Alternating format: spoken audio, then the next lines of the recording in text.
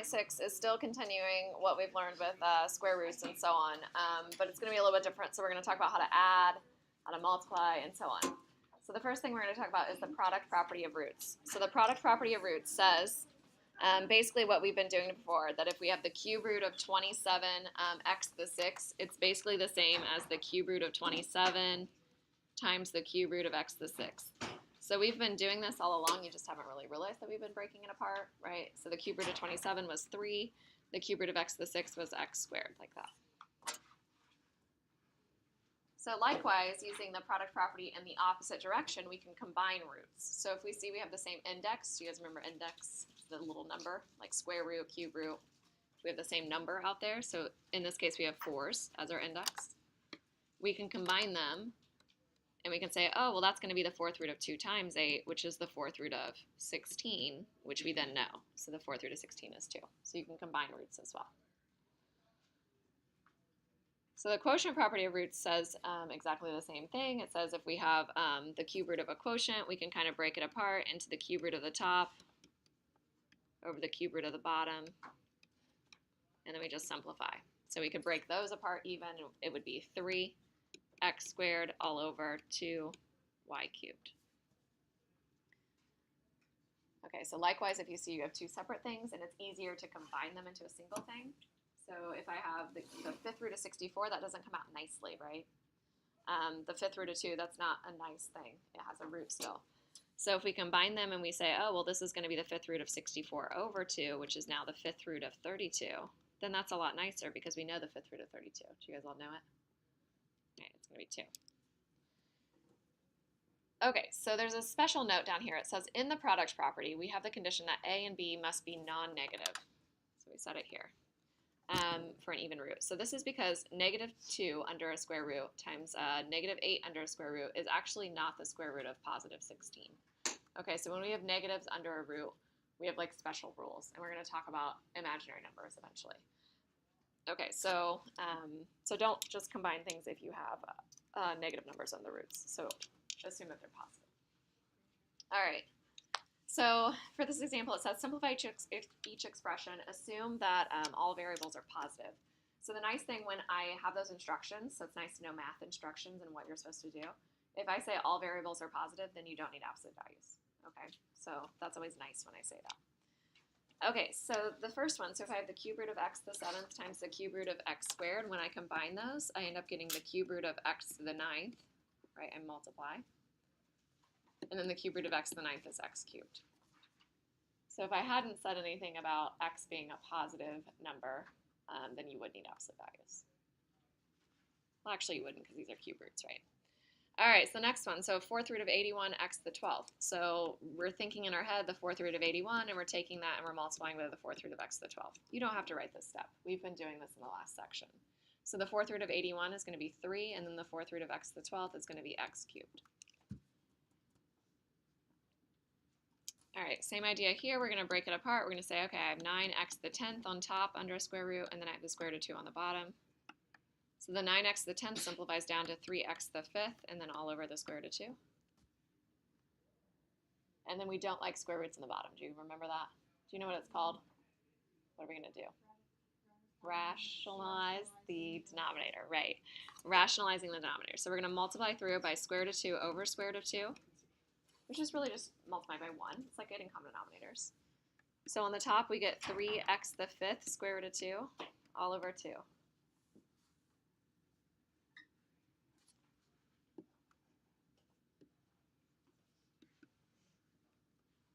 All right, so the next one, so I have the fourth root of 16x to the 8th all over the fourth root of 5. So this one's a little bit weird.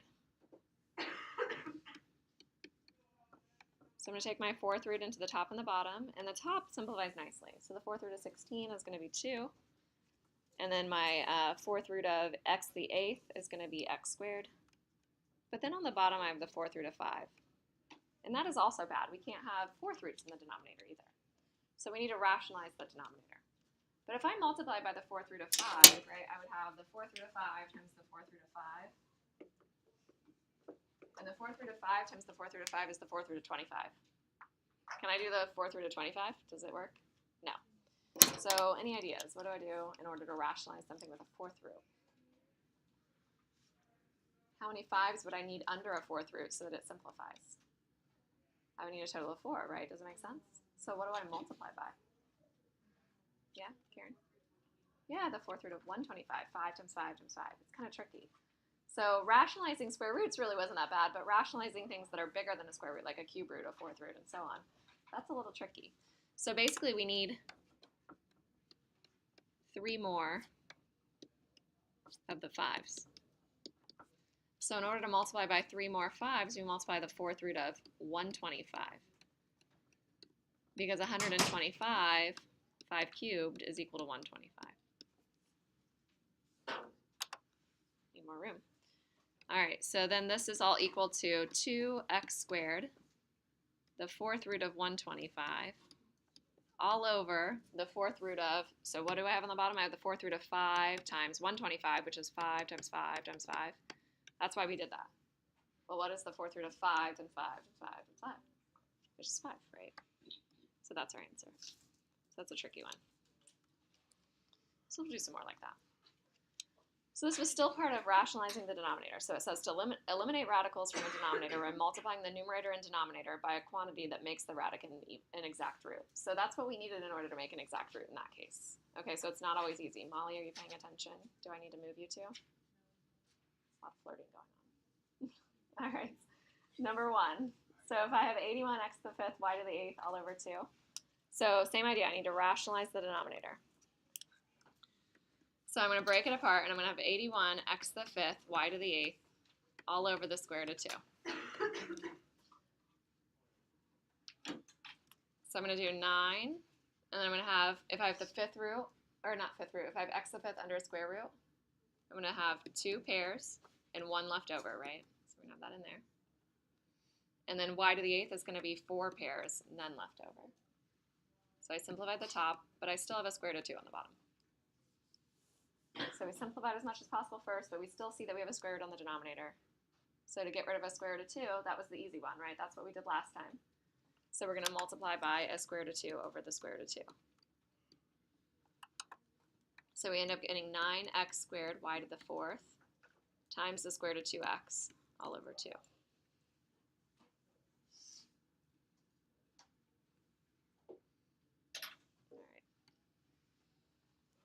So same idea on the next one. So if I have y to the 8th all over x to the 7th, if I take the square root of both of those,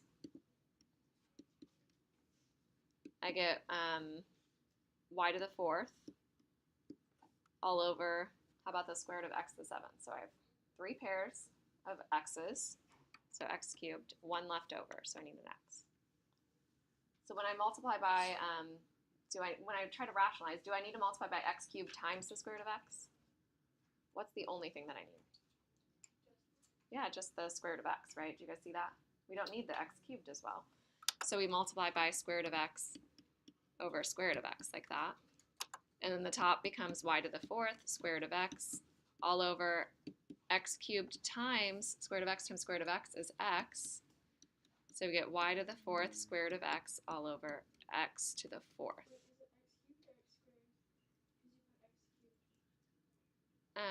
It's x cubed, I think. Did I mess something up? Oh, x cubed. Sorry. I say the wrong thing sometimes. It's hard to write and talk at the same time. All right, so we get y to the 4th, square root of x, all over x to the 4th, like that. I think I said the square root of x squared. Maybe, I don't know. All right. So there we go. So same idea on the next one. So this is where it gets a little bit harder. When you don't have things that are square roots, these are the ones you really have to think about, okay? So I'm going to break it apart, and I have the cube root of 2, and then I have the cube root of 9x. Okay, so cube root of 9x. What this really is the cube root of 3 times 3 times x. Okay, we've talked about roots. So if I have a cube root, I need to find a set of 3 items. Okay, but I only have 2 3's, and I only have 1 x. So how many more 3's do I need, and how many more x's do I need? I need 1 more 3 and 2 more x's, right? Does that make sense? That's what we multiply by. Okay, so we figure out what do I have and what do I need. So I need one more 3 and 2 more x's. So when I rationalize, I multiply by the cube root of 3x squared. You guys see what I'm doing? Because I don't want that square root in the denominator. I don't want a cube root in the denominator, okay? So when I do that, the top becomes the cube root of 2 times 3 times x squared, so 6x squared, which is okay. It's okay to have roots in the top. But the bottom becomes the cube root of 9 times 3, which is 27, and then x cubed. Can we do the cube root of 27x cubed? Yeah, that's the whole point, right? We try to find something that we can take the cube root of. So we end up getting the cube root of 6x squared all over 3x, like that, and that's our answer. Okay, so this is rationalizing the denominator. It's not always as simple as multiplying by whatever's in the denominator. Okay, you have to think about what you need in order to get a cube root, a fourth root, whatever. All right, so let's talk about adding and subtracting. So it says radical expressions can be difficult to simplify. So in order to add or subtract, you need to have what we call like radical expressions. So like radical expressions not only have the same type of root, like the same cube root or square root or whatever, but they have the same numbers under those roots, okay? So like the square root of 3 and the cube root of 3, these are not like. We would not be able to combine those.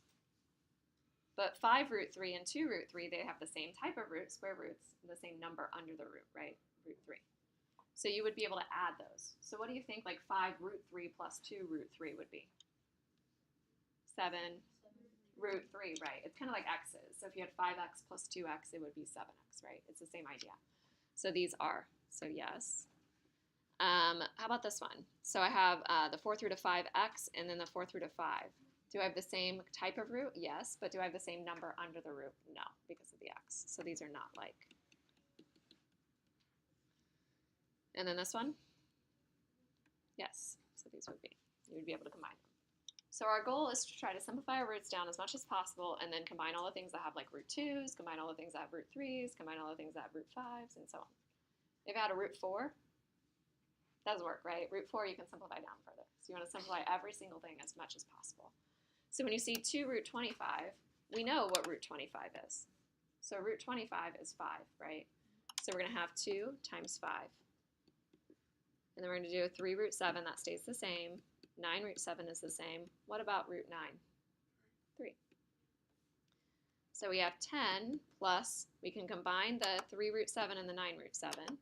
So we get 12 root 7, and then minus 3, so I get 7 plus 12 root 7. And that's my answer.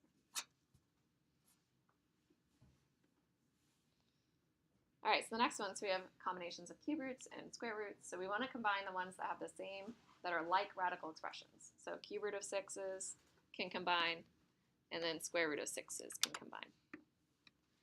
Okay, so if I have 2 cube root of 6 plus 7 cube root of 6, just like if I had 2x plus 7x, it's going to be 9 cube root of 6. And if I have negative 5 cube root, or square root of 6 minus a 1 square root of 6, right? Do you guys see how that's 1 square root of 6? When I combine those, I get minus 6 square root of 6. And that's it. Yeah, cool. Is there a order you want us to write these in? Nope. You can do the square root first or the cube root first. It doesn't matter. If we have radicals in the problem, would you rather write them in increasing order or decreasing order? It doesn't matter. That's what he's saying. Like, it doesn't matter on the order now. All right, so the next one. So we're going to multiply this out. When we multiply this out, do you guys see that we need FOIL? Yeah. Right? So we have like first terms, outside terms, inside terms. So we're going to do this one times this one. So we get 6 root 3. My outer, or my, yeah, so that's my first terms. My outer is here. So my outer terms combine to be negative 2, and then root 3 times root 3. Let me write it out for now. So we'll write it like that. So negative 2 root 3 times root 3. And then the inside is going to be 3 root 5 and then times 3. And the last is going to be minus 3 root 5 times root 3.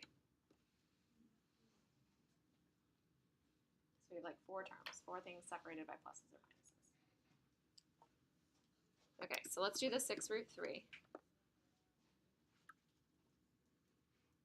And then what about this?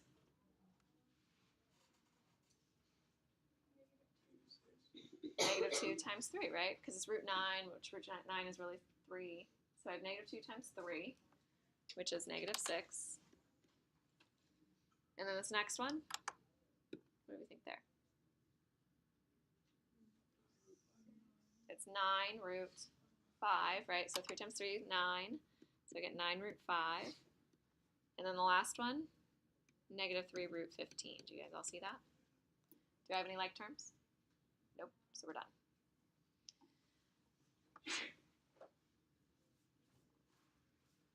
All right, so the next one. So we're going to FOIL it out. So first, outer, inner, and last.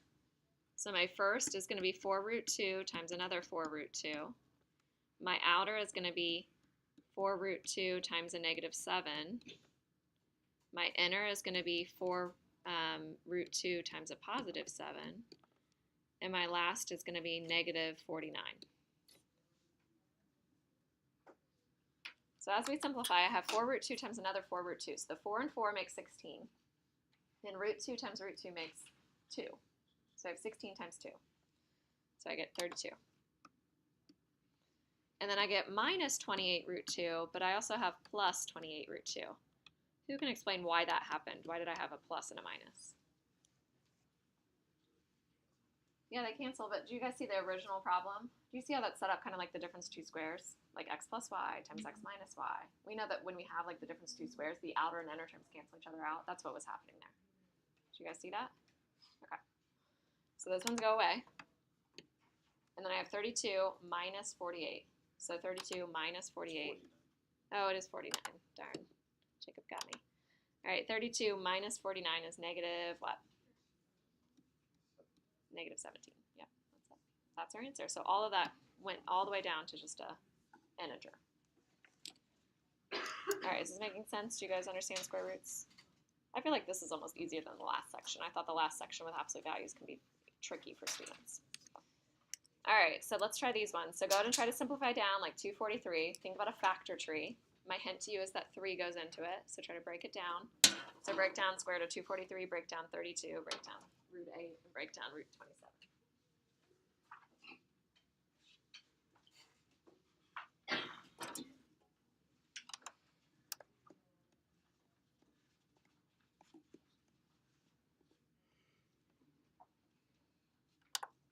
So even when you get to the point where you have 3 and 81, can you guys break down the square root then? If you think about it as the square root of 3 and square root of 81, what's the square root of 81? 9. So do you guys see how this would be 5 times 9 root 3? So what's the biggest perfect square that goes into 32? The biggest thing that you can take the square root of evenly. 16 goes into it, yeah. So what about if I have 16 and 2? What's the square root of 16? 4, so we have 4 root 2. Same idea here.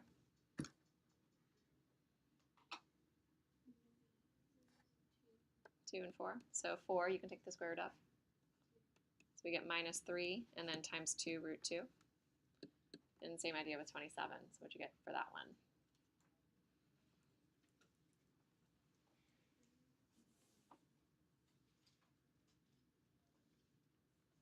And we have 27 simplified down. Bill, what'd you get?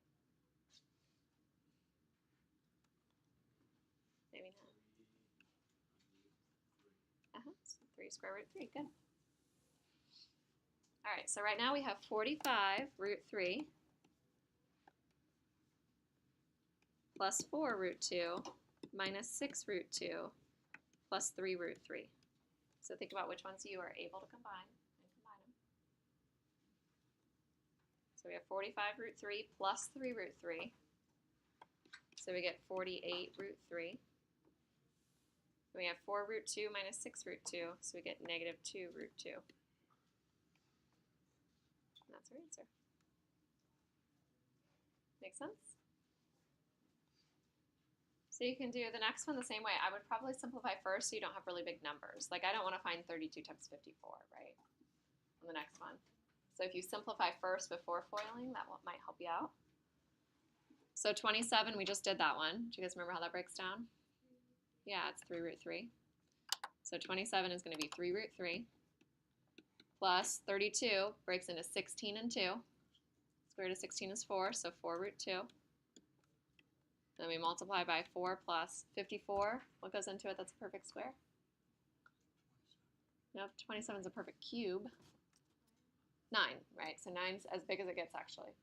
So 9 and 6, square root of 9 is 3. So we have 3 root 6, like that. Do you guys see what I'm doing there? So I'm saying square root of 9 times square root of 6. And I know that square root of 9 goes evenly. All right, so we FOIL it out. So my first term's 3 root 3 times 4 becomes 12 root 3. Just like 3x times 4 is 12x. My outer is 3 root 3 times 3 root 6. Ooh, can you guys do that? What do we get? We get 9 root 18. Do you think that one's going to simplify down a little bit more now? Yeah, it actually will. So we're going to leave it as 9 root 18 for now. Then we do our inner. So we get 16 root 2. And we do our last. So we get 12 root 12. Yep. And we keep simplifying.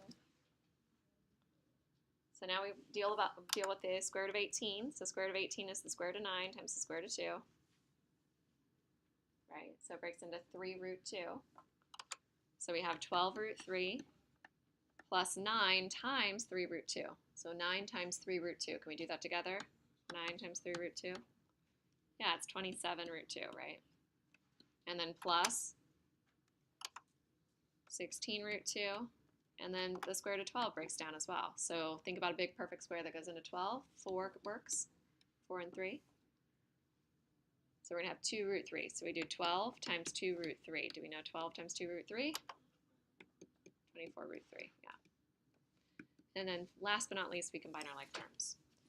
So with the root 3's, I have 12 plus 24, so that makes a total of 36 root 3. And I have 27 root 2 and 16 root 2. So 43 root 2. That's my answer.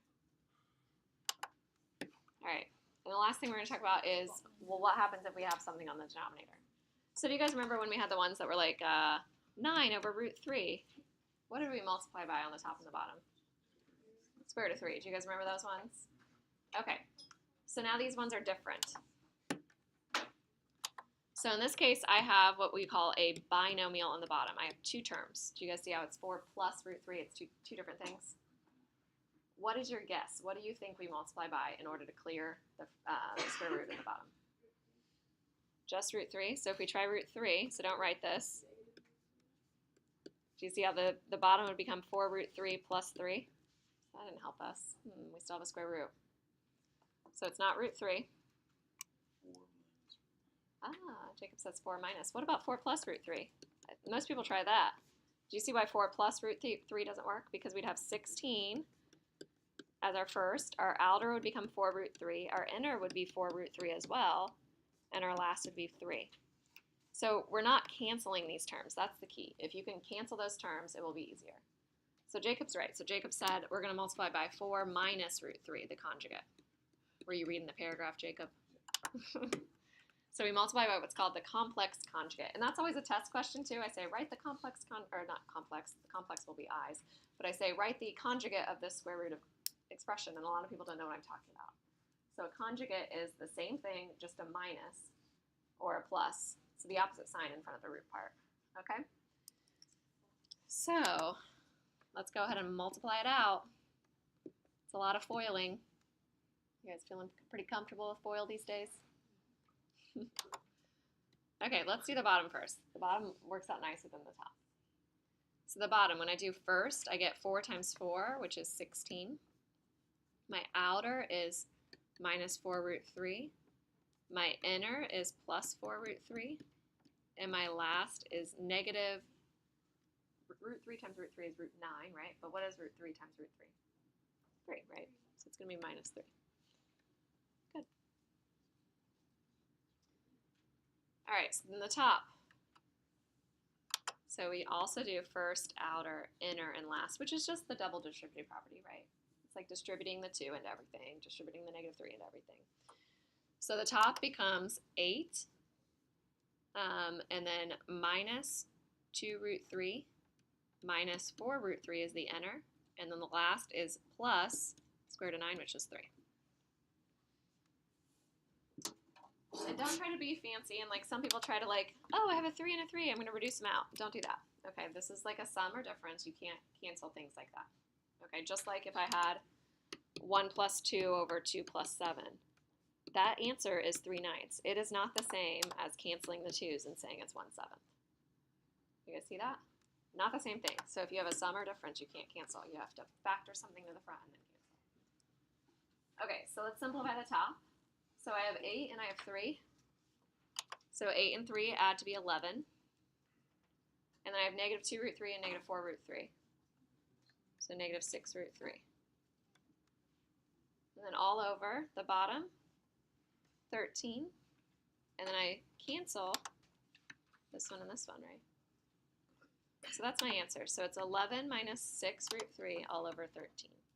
And you can leave it like that. All right, you guys want to try the next one? So what do you multiply by? 5 plus root 2. So go ahead and try it. So try to FOIL out the top and FOIL out the bottom. See what you get.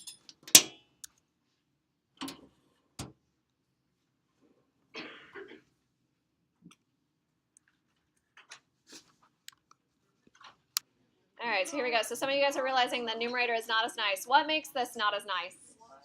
So like the last one, things like combined and worked out to be a nice like binomial 2 terms. Why is this one not going to be 2 terms on top? Yeah, those roots aren't the same, right? You guys see how it's like root 3 and root 2? So if you multiply a root 3 times a root 2, and we're FOILing everything out, the top becomes 10 plus 2 root 2 plus 5 root 3, and those won't combine, and then plus root 6. And then the bottom becomes 25 plus 5 root 2 minus 5 root 2, and then minus 2, right? Yeah, I think it's 2, right? Root 2 times root 2, 2. So we end up getting 10 plus 2 root 2 plus 5 root 3 plus root 6. Nothing combines on the top, all over 23, and that's our answer. So that one's not as nice because we had like a root 2 and a root 3. Okay, but if they're like root 2's and root 2's, then it does kind of simplify a little bit on the top as well. All right, does that make sense? Now, a lot of times when I'm multiplying by the conjugate, I don't write those middle terms on the bottom. I just kind of skip that. So if you guys want to skip those, it's totally fine. All right, let's get prepped.